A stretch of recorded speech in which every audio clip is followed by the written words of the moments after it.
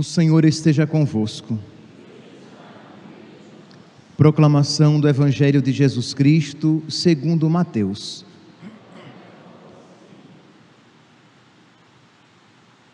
Naquele tempo, Jesus foi para a região de Cesareia de Filipe e ali perguntou aos seus discípulos: quem dizem os homens ser o Filho do Homem? Eles responderam: alguns dizem que é João Batista, outros que é Elias, outros ainda que é Jeremias ou algum dos profetas. Então Jesus lhes perguntou: e vós, quem dizeis que eu sou? Simão Pedro respondeu: tu és o Messias, o Filho do Deus vivo. Respondendo, Jesus lhe disse: feliz és tu, Simão, filho de Jonas, porque não foi um ser humano que te revelou isso, mas o meu Pai que está no céu. Por isso eu te digo que tu és Pedro, e sobre esta pedra construirei a minha igreja, e o poder do inferno nunca poderá vencê-la. Eu te darei as chaves do reino dos céus. Tudo o que tu ligares na terra será ligado nos céus.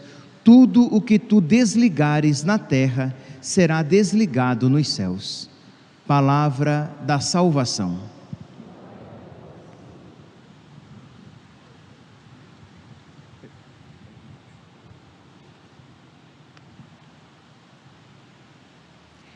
Caríssimos irmãos e irmãs, estamos celebrando a festa da Cátedra de São Pedro. O que significa isso, a festa da Cátedra de São Pedro? A palavra cátedra, cadeira. Quando nós, então, nos voltamos para esta realidade e celebrar a cátedra, a cadeira de São Pedro, nós estamos de alguma maneira celebrando um aspecto fundamental do ministério de São Pedro, que é o de ensinar. Ministério este que os outros bispos, unidos a Pedro, também desempenham. Então nós estamos celebrando esta realidade do ensinamento de Cristo por meio de Pedro e por meio dos bispos unidos a Pedro. Nós sabemos, né, que Jesus Cristo, ele fundou a sua igreja, né, sobre os apóstolos, de uma maneira particular, sobre a profissão de São Pedro. Pedro, tu és pedra, e sobre esta pedra eu edificarei a minha igreja. E este então é o ofício de Pedro e de todos os bispos, de proteger o seu rebanho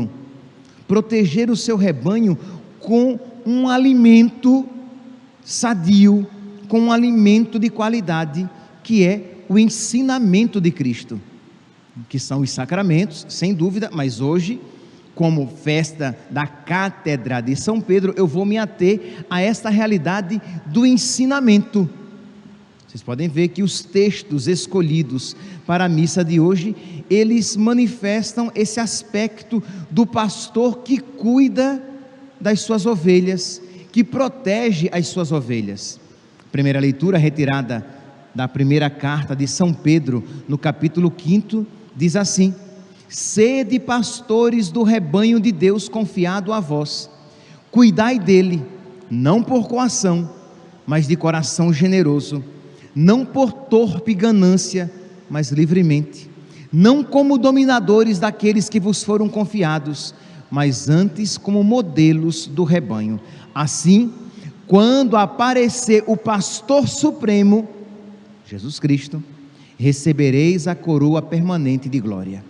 Então, os pastores devem, então, cuidar do seu rebanho, proteger o seu rebanho, assim como os pastores de ovelhas protegem, cuidam das suas ovelhas, dando-lhes de comer e protegendo-as do lobo.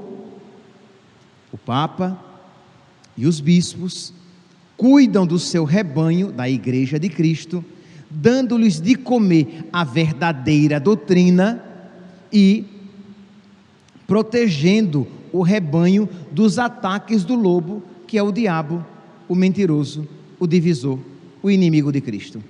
Pois bem, então, meus irmãos, nós estamos celebrando esta esta realidade, de modo que nós somos chamados hoje a nos unir à cátedra de Pedro. Nós estamos celebrando a festa da cátedra de São Pedro, então nós precisamos nos unir à cátedra de São Pedro. Eu já falei, a cátedra de São Pedro, a cadeira de São Pedro, significa o quê?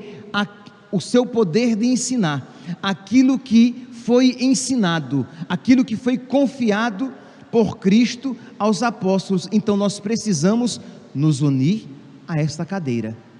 E o que isso significa? Nós precisamos dizer que nós cremos, defendemos, professamos e transmitimos aquilo que há mais de 2000 anos a igreja crê, professa, defende e transmite durante a história. Então nós somos católicos, nós abraçamos esse ensinamento de Cristo, nós abraçamos o ensinamento que de alguma maneira se encontra representado na cátedra de São Pedro. E isso, meus santos, embora nós digamos aqui dessa maneira, e vocês, pelo menos pela expressão facial de vocês parecem aquecer, parecem dizer amém, é isso mesmo, é nisso que cremos, mas saibam, esta verdade não é tão simples assim para o mundo atual.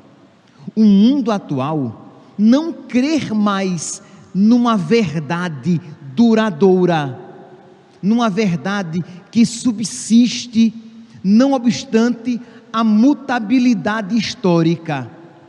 O mundo atual pensa que a verdade é tão mutável quanto a história, de modo que, quando muda a história, mudam também as verdades, mas nisto nós, cristãos católicos, não cremos. Nós cremos que aquilo que Cristo nos ensinou, aquilo que Cristo confiou aos apóstolos, aquilo que significa, que é representado aqui na fé de Pedro, isso continua no decorrer da história, não obstante o mundo se torne cada vez mais contrário a esta verdade. Para nós, cristãos católicos, a verdade não é popularidade, isto é, verdade é aquilo que é popular, não. Por mais impopular que se venha a se tornar o Evangelho, será sempre verdadeiro. Repito, por mais impopular que ele se torne, verdade não é uma convenção, isto é, uma aceitação da maioria. Nós, cristãos católicos, cremos que mesmo que a grande maioria do mundo se colocasse contrário, se colocasse contrariamente à verdade de Cristo, e que nela só crescem uma pequena minoria, ela continuaria sendo a verdade salvífica, a verdade de Deus, porque ensinada pelo próprio Deus. A verdade não é maioria, a verdade não é a popularidade, a verdade não é utilidade econômica. Por mais que, segundo alguns, a verdade evangélica se torne algo não muito interessante economicamente, é mais interessante, dizem alguns, promover a homossexualidade. Por quê? Porque se você promove o casamento, você promove filhos, e se você promove filhos, você vai superpopular o planeta, e segundo esses, que é uma mentira, o planeta está já superlotado, e nós precisamos diminuir a quantidade de pessoas no mundo, de modo que os relacionamentos homossexuais são mais interessantes. Por quê? Porque não promovem isso. O aborto é interessante e porque sustenta o mercado milionário de clínicas abortivas. Mas a verdade não é utilidade. Por mais útil que se apresente economicamente esta mentira, nós cristãos católicos continuaremos pregando a verdade, que é proibido, é pecado mortal matar. Mataram a criança no ventre das suas mães, e que Deus cria o homem e a mulher, e cria o homem para a mulher e a mulher para o homem. A verdade não é aquilo que é mais fácil. E tudo isso, meus santos, infelizmente está na mentalidade de uma grande quantidade de pessoas no mundo. Isto é, quando nós falamos algo, a pessoa não quer saber se é verdade ou mentira. Ela diz, mas isso é muito difícil, mas ninguém vive mais isso. Como é que você vai ser aberto à vida?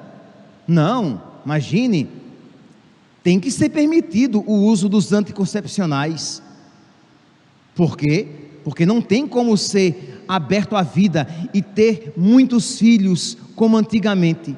Então as pessoas, elas querem apenas algo que seja fácil. Elas não estão preocupadas se aquilo é verdade ou é mentira. E meus irmãos, nós católicos, nós precisamos então estar dispostos a abraçar a cátedra de São Pedro. A pergunta aqui é: você está disposto a isso na sua vida? Não é aqui um abraçar afetivo, um abraço afetivo. Aqui é um abraço existencial. Você vai abraçar a cátedra de São Pedro, isto é, você vai abraçar as verdades ensinadas há mais de 2000 anos, as verdades de sempre, as verdades da Igreja Católica, e dizer: eu vou arcar com a minha vida esta verdade, eu vou adequar a minha vida a esta verdade, e não adequar a verdade à minha vida, mutilando a verdade, diluindo a verdade. Não, a verdade é única, e eu quero vivê-la na sua integridade, porque acolher Cristo e não acolher os seus ensinamentos, acolher Cristo totalmente e não acolher a totalidade dos seus ensinamentos, é uma incongruência, é impossível. Ou você abraça Cristo com tudo aquilo que Ele é e com tudo aquilo que Ele ensina, ou você não abraça Cristo. Então eu compreendo, meus santos, que essa é uma realidade exigente, mas que nós precisamos rezar e pedir a Deus que vá nos convertendo pouco a pouco, porque a nossa tentação, a tentação de muitos católicos light, de muitos católicos laxos, de muitos católicos modernos, que no fim não são mais católicos, é querer pulverizar, diluir, liquefazer a fé e torná-la de acordo com os seus gostos e com a sua vida. E com isso, meus santos, eles perderam a fé católica, porque um católico, quando nega um ponto da fé católica, ele perde toda a fé católica. Eu repito, e isto aqui é importantíssimo: quando você conscientemente nega um ponto da fé católica, quando você diz: isso aqui eu não vou viver da fé católica, você deixou de ser católico, você perdeu toda a fé católica. Então você precisa pedir: Senhor, concede-me a graça de fazer violência à minha vida para abraçar a tua verdade, na qual se encontra a verdadeira vida. E isso é celebrar a cátedra de São Pedro. Nós não podemos, nós não estamos celebrando afetivamente essa festa. Eu gosto muito de São Pedro. Como é bonito falar a cátedra de São Pedro. Nós estamos celebrando na nossa vida e sabendo que a esta verdade de mais de 2000 anos, a esta verdade ensinada pelos 266 papas da história, de São Pedro a Francisco, nós estamos unidos a esta verdade única, que não pode ser negada, que ninguém tem autoridade de negar, que a igreja não tem autoridade de ensinar algo diferente daquilo que nos mais de 2000 anos foi ensinado. E aqui é uma afirmação forte, viu? A igreja não tem autoridade, ninguém na igreja tem autoridade de ensinar algo de diferente daquilo que faz parte do ensinamento essencial da igreja, daquilo que hoje nós celebramos na cátedra de São Pedro. São Paulo, eu sempre gosto aqui, quando eu toco nesse assunto, de citar duas passagens que são fundamentais, que são basilares e que nós devemos saber de cor. 1 Coríntios, faltava agora eu esquecer quando eu digo que deve saber de cor, né? 1 Coríntios, capítulo 11, versículo 23. Deus Pai, é 23 ou 26? Eu acho que é 23, tá? 1 Coríntios, capítulo 11, versículo 23, é claro. 1 Coríntios, eu tinha certeza, estava só fazendo. 1 Coríntios, capítulo 11, versículo 23. Eu vos transmiti aquilo que eu mesmo recebi. Isto é, São Paulo está transmitindo, está ensinando, não ideias da sua cabeça, ele está transmitindo aquilo que ele mesmo recebeu de Cristo. E aí ele vai falar a respeito do relato da instituição da Eucaristia. Eu vos transmiti o que eu recebi, não é criação minha, eu não recebi de homens, eu recebi do próprio Deus, do próprio Cristo. Então 1 Coríntios, capítulo 11, versículo 23, a outra passagem é mais clássica ainda, Gálatas, capítulo 1, versículo 6 e seguintes. Gálatas, capítulo 1, versículo 6 e seguintes. O contexto era esse: os Gálatas, que tinham sido evangelizados por São Paulo, estavam sendo seduzidos por novidades e estavam abandonando o Evangelho. Quer dizer, não é algo muito diferente, né, meus santos, que acontece com muitos por aí, né? Diante de novidades no mundo, as pessoas começam a abandonar o Evangelho. Novidades que se parecem mais prazerosas, novidades que se apresentam como mais fáceis, novidades que parecem mais factíveis, mais facilmente postas em prática. Então os Gálatas começaram a abandonar, e São Paulo diz, versículo 6, Gálatas, capítulo 1, versículo 6, eu estou admirado de que tão depressa passeis daquele que vos chamou a graça de Cristo, passeis de Deus, para um evangelho diferente. Eu estou besta que vocês abandonaram Deus por um evangelho diferente, que vocês passeis, que vós passeis do evangelho verdadeiro para um evangelho diferente. De fato, não há dois evangelhos, há apenas pessoas que semeiam a confusão entre vós e que querem perturbar o evangelho de Cristo. Não há dois caminhos, só há um caminho, Jesus Cristo.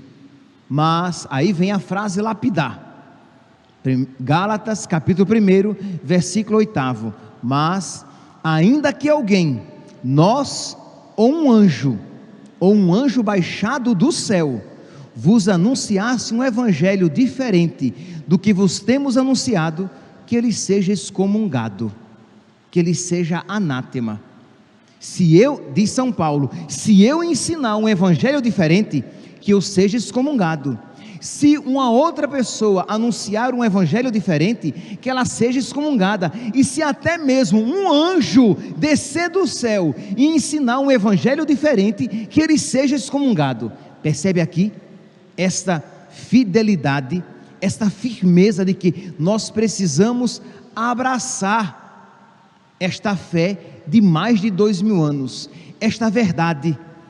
E nós não devemos abrir a nossa cabeça, nem o nosso coração, a nenhum outro evangelho, a nenhuma outra novidade que esteja contrária a esta fé ensinada de há mais de 2000 anos. Por isso, meus santos, não adianta que algumas pessoas venham e digam assim: eu acho, os tempos são outros, gente, eu acho que as pessoas que se casaram na igreja e se separam e se casam de novo, elas devem comungar. Nosso Senhor ensinou que quem se casa com um homem divorciado, uma mulher divorciada, comete adultério. E não há ninguém na igreja que possa fazer cair este ensinamento que é de nosso Senhor. Não, a partir de agora todo mundo pode comungar. Como, por exemplo, nós sabemos que existe este movimento na Alemanha. Ninguém tem esta autoridade de não, a comunhão está aberta para todos, todos podem comungar, até mesmo quem não é católico.